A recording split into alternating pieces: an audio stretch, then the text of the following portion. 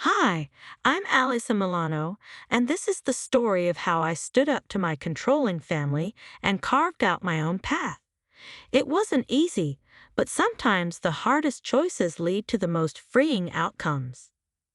I'm 23 years old and just weeks away from graduating from Albany University with honors. On paper, I'm everything a family like mine could ever hope for: smart, accomplished, poised, the golden child, as they like to call me. Sounds perfect, right? But let me tell you a little secret. Being perfect is exhausting. Alissa, darling, straighten your posture. A Milano always stands tall. My grandmother Maya's sharp voice cuts through the silence as I step into the family mansion. It doesn't matter how quietly I try to sneak in. She always notices. Sometimes I'm convinced the woman has eyes in the back of her head.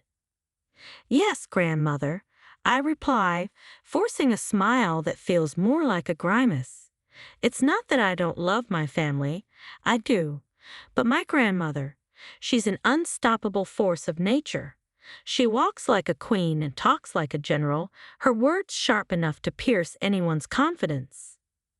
Mother Alice's posture is fine.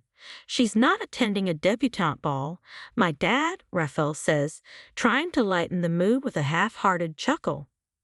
Raphael, please, grandmother snaps without missing a beat. I'm merely ensuring our reputation remains intact. A Milano never slouches. I shoot a look at my mom, Rosalie, who offers me a quiet, reassuring nod, her silent way of saying, I've got your back. But with grandmother Mia, that's easier said than done. Later that evening, I escape to my room and flop onto my bed.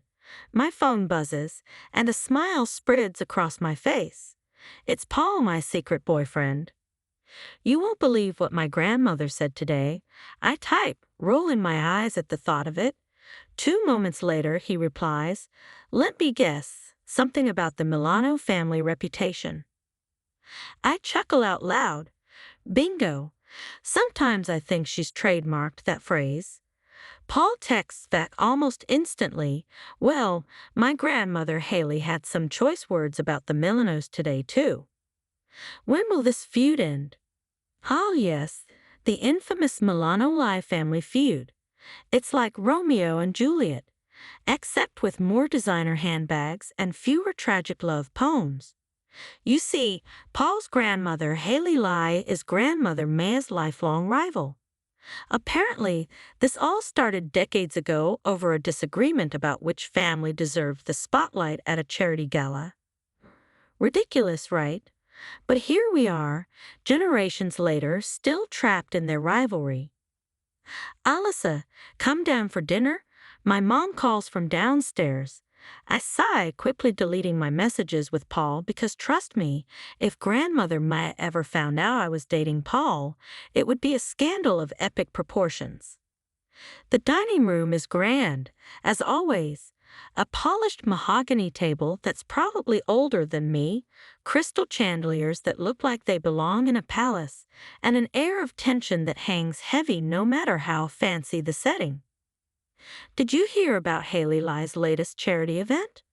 Grandmother Maya sneers, her disapproval as sharp as ever, as if throwing money around makes up for her lack of class.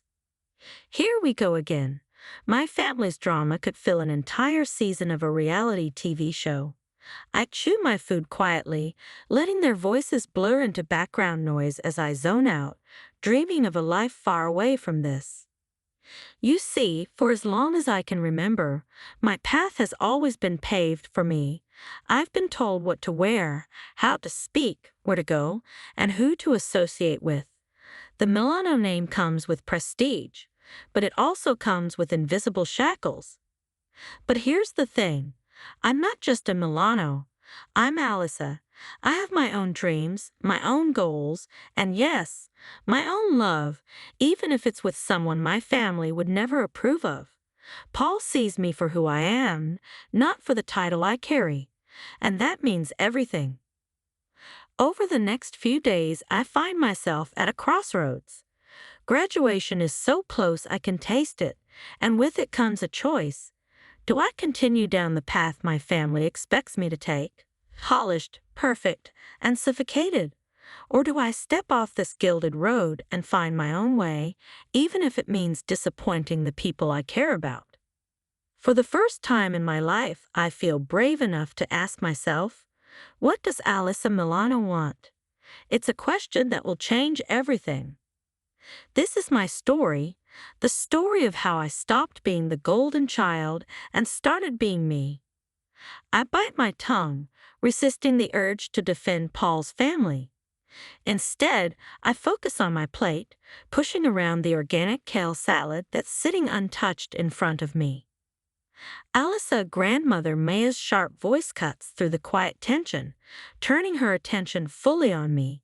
Have you given any thought to which law firm you'll be interning at this summer? I've spoken to Aidan Gillen, and he's more than willing to put in a good word for you at his son's firm, grandmother Maya says, her tone leaving no room for argument. I pause, my heart racing, but I gather every ounce of courage I can muster. Actually, grandmother, I begin, my voice shaky but determined. I've been thinking about taking a different path after graduation, maybe exploring nonprofit work. The silence that follows is deafening. It feels as though I've just announced I'm running away to join a traveling circus. Nonprofits. Grandmother's voice is dangerously low, dripping with disapproval. Alyssa, dear, Milanos do not do nonprofit. We lead, we succeed, we dominate. Her words land like heavy stones, each one designed to crush my resolve. I feel my courage waver under her piercing gaze, but then I think of Paul and the life I want. A life where I decide who I am and what I do, not one that's been mapped out for me since birth. I understand, grandmother, I reply, my voice surprisingly steady. But I believe there are many ways to lead and succeed. I'd like the chance to find my own path. The tension in the room is suffocating. My parents exchange worried glances, caught between wanting to support me and fearing the consequences of standing up to grandmother Mia. As I lay in bed that night, my mind races. I know I'm walking a fine line between the life that's expected of me and the one I actually want. But for the first time, I feel ready to stand up for myself, no matter the consequences. The grand hall at the country club is alive with the hum of conversation, crystal glasses clinking as Albany's elite celebrate my graduation. Servers glide through the crowd with trays of champagne, and I stand in the center of it all, forcing a smile as yet another one of grandmother's friends congratulates me. Alyssa, darling, come here for a moment, grandmother Maya calls, her voice effortlessly commanding attention. She waves me over to a group of distinguished men in perfectly tailored suits. Excuse me, I say politely to the woman I've been speaking with, my heels clicking across the polished marble floors as I make my way over. Yes, grandmother, I ask carefully, keeping my expression neutral. Gentlemen, grandmother begins, her tone full of pride as she gestures toward me. This is my granddaughter, Alyssa. She's just graduated summa cum laude from Albany University. One of the men nods, clearly impressed. Following in your grandmother's footsteps, I see, he remarks. I hesitate for a split second, the weight of their expectations pressing on me like a physical force. I know what I'm supposed to say, that I'm honored, that I'll make the Milano family proud. But instead, I take a deep breath and let the words I've been holding back finally spill out. Actually, I say, meeting their gazes with as much confidence as I can summon, I'm hoping to forge my own path. I'm passionate about nonprofit work and making a real difference in people's lives. The air around us grows still. The men exchange brief, polite smiles, clearly uncertain how to respond. Grandmother's expression remains perfectly composed, but I can see the flicker of frustration in her eyes. Well, that's unexpected, one of the men mutters, forcing a polite smile. Alyssa has always been ambitious, grandmother says sharply, her voice smooth, but carrying an undeniable edge. I'm sure this is just a phase. It's not a phase, I reply softly but firmly. Grandmother doesn't respond. Instead, she gives me a long, calculated look before turning back to the men. I know she'll have more to say later, but for now, I've done it. I've spoken up. As I stand there, surrounded by the hum of chatter and clinking glasses, I feel a mix of fear and freedom coursing through me. This won't be easy. Disappointing grandmother never is. But for the first time, I know I'm on the right path. My path, and I'm ready to see where it leads. Maya has always been a force to be reckoned with, both in the family and in the business world. I smile politely, the practiced smile of someone who knows their role, but inside, I feel like I'm screaming, "This isn't me. This isn't what I want." As I look at my grandmother's smug face, something inside me snaps. For years, I had let her shape my life, dictate my choices, and overshadow my identity. But not anymore.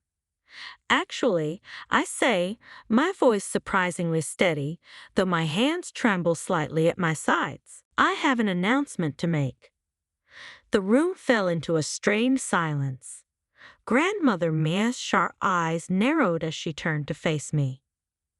"Alyssa, what are you doing?" she demanded, her tone low and warning.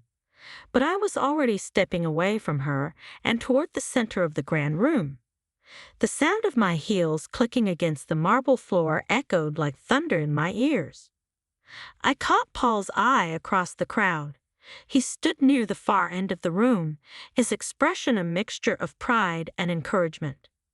He gave me a subtle nod, and that was all I needed to push forward. "Everyone," I called out, my voice rising above the murmur of chatter. "May I have your attention, please?" Slowly, the room quieted, and all eyes turned to me. My heart pounded so hard it felt like it might burst, but I took a deep breath and stood tall. "Thank you all for coming to celebrate my graduation," I began, forcing a small smile. "But tonight, there's something else I'd like to celebrate." Out of the corner of my eye, I saw Grandmother Mia pushing through the crowd, her face contorted in confusion, the first crack in her otherwise flawless armor. The confusion quickly turned to anger as she realized something big was happening, something she wasn't controlling.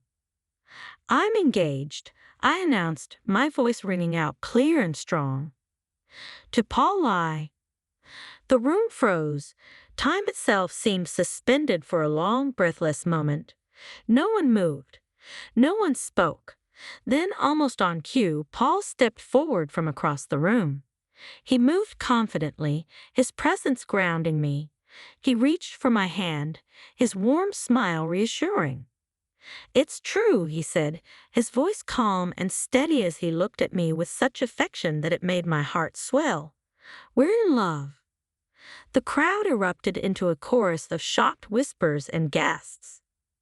"Lie, as in Haley L's grandson," I heard someone mutter. "But the feud," another voice whispered in disbelief. "The Milanos and the L's hate each other." Fragments of conversation swirled around me, but I tuned them all out. My focus remained on Paul and the promise of the life we wanted to build together. But then I saw her, Grandmother Mia.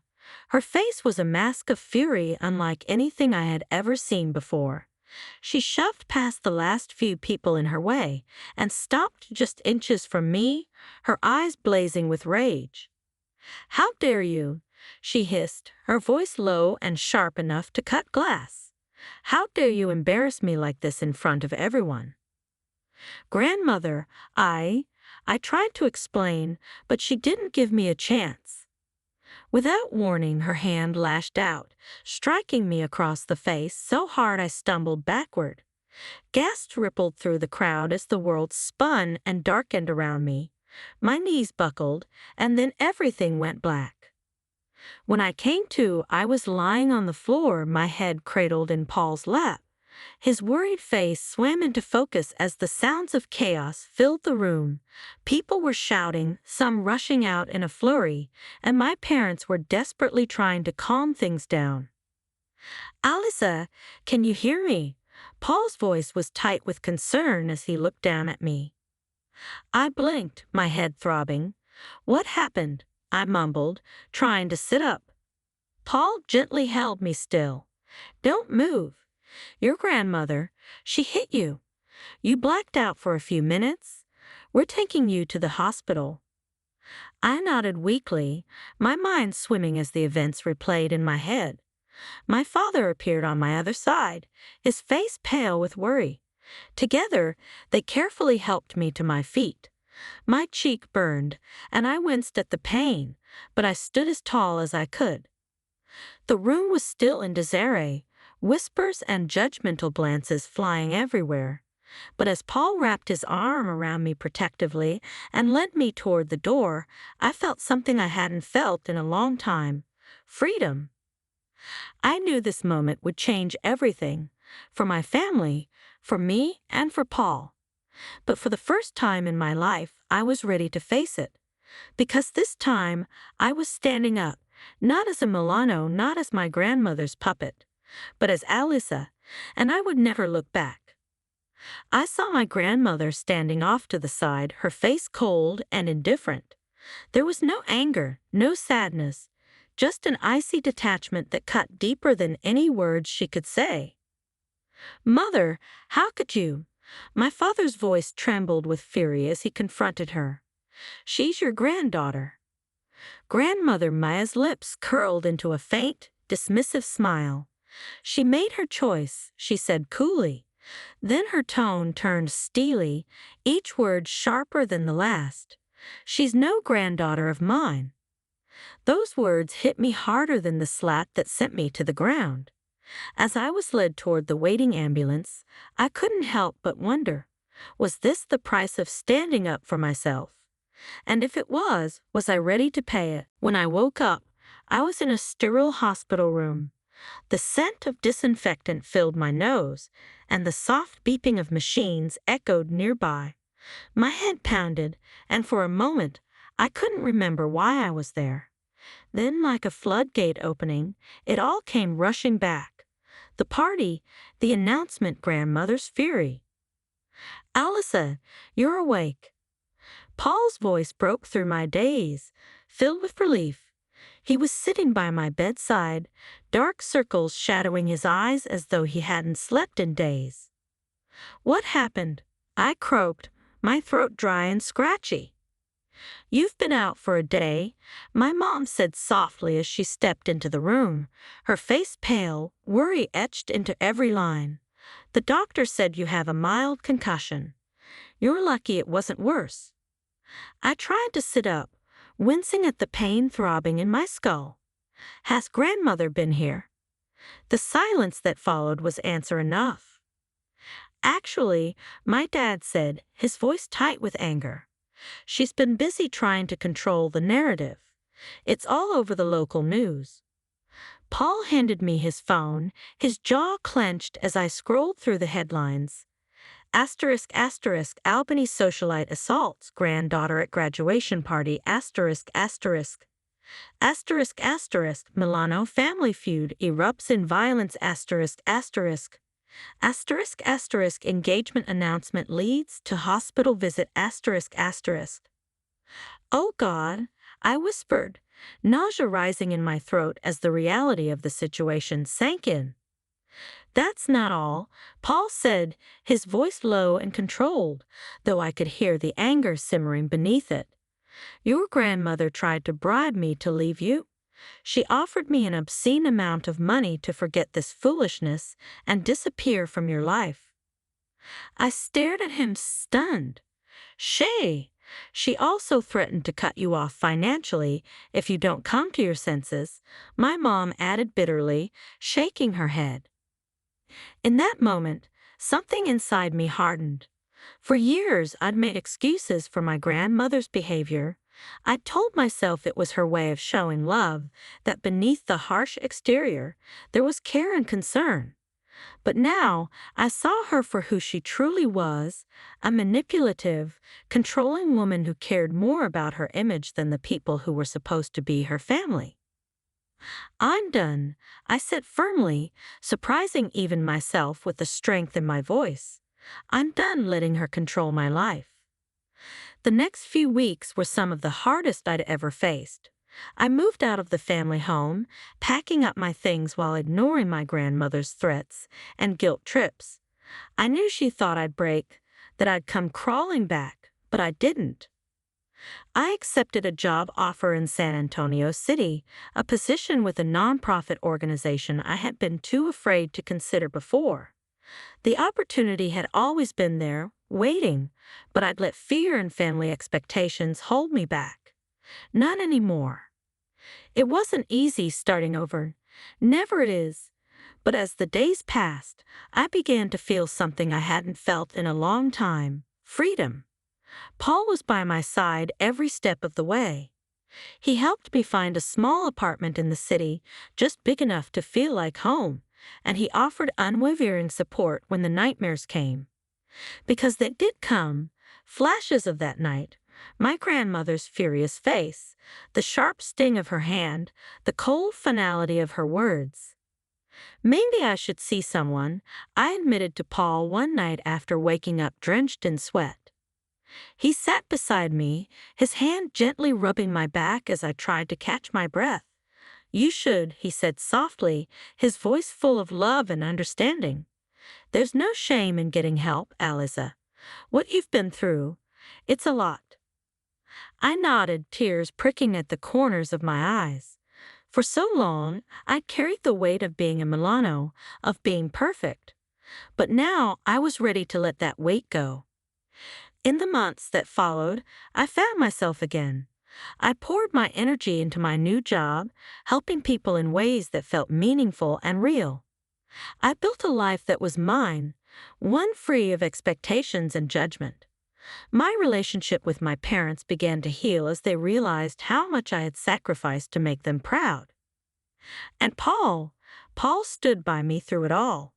One day, as I stood on the balcony of my little San Antonio apartment, staring out at the bustling city below, I felt the quiet sense of peace. I had lost so much: my grandmother's love, the security of my old life, but I had gained something far more valuable: myself. For the first time in my life, I was living on my terms, and I knew, no matter what challenges lay ahead, that I was strong enough to face them. "I think that's a great idea," Paul said softly. "I'll go with you if you want." True to his word, Paul was there for me through everything: every therapy session, every panic attack, and every moment. And with him by my side, I knew I could handle whatever came next. When I doubted myself, even when grandmother Maya kept trying to break us apart, including a subtle threat to his family's business, Paul stood firmly by my side. Meanwhile, grandmother's perfect world was falling apart. I heard whispers that some of her business partners had distanced themselves, not wanting to be connected to someone who had hit her own granddaughter. One evening, Paul showed me his phone. "Did you see this?" he asked.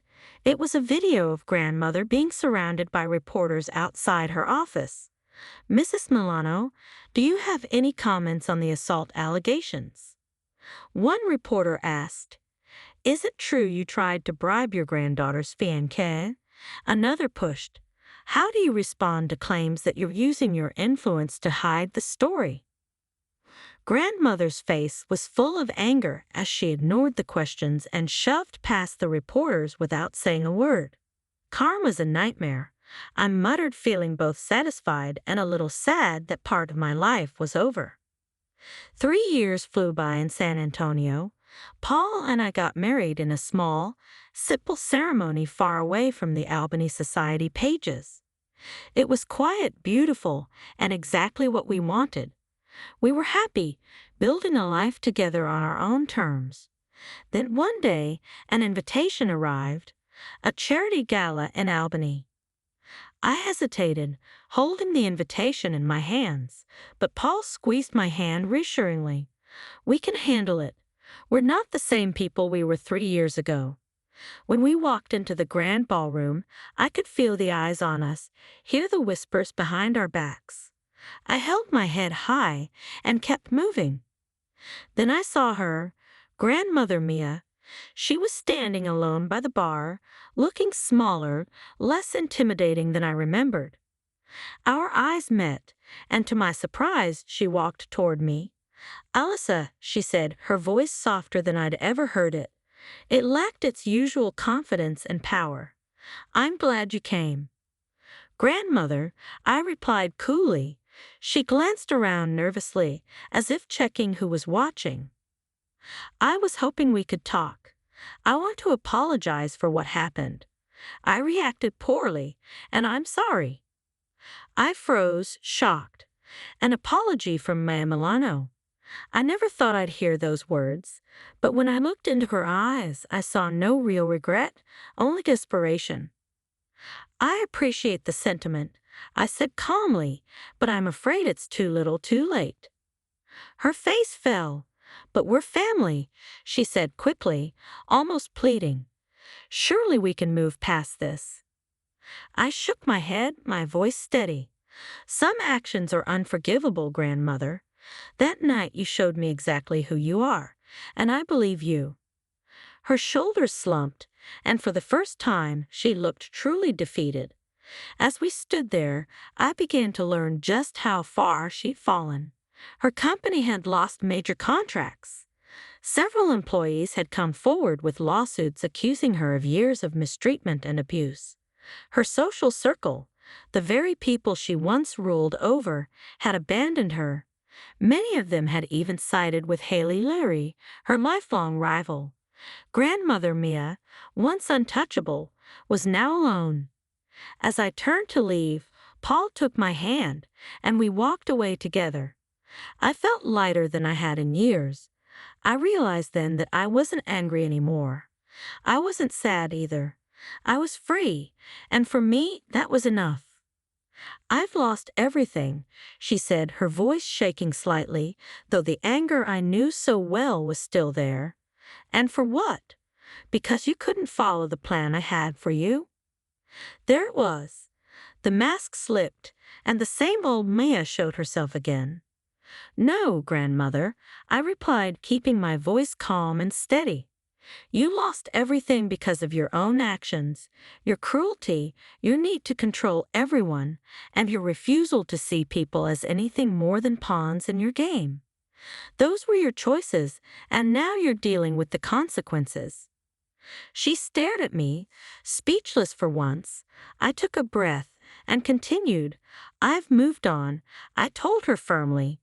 "I'm happy, I'm successful, and I'm surrounded by people who truly care about me. I don't need you or your approval anymore." With that, I turned and walked away. I didn't look back. Maya Milano was left standing there alone, a shadow of the powerful woman she once was, a relic of a world that no longer existed. What do you think? Is there a point where family toxicity becomes unforgivable? At what moment in the story would you have walked away from Mia, or do you think everyone deserves another chance? Share your thoughts in the comments below. Your perspective could help others going through similar situations.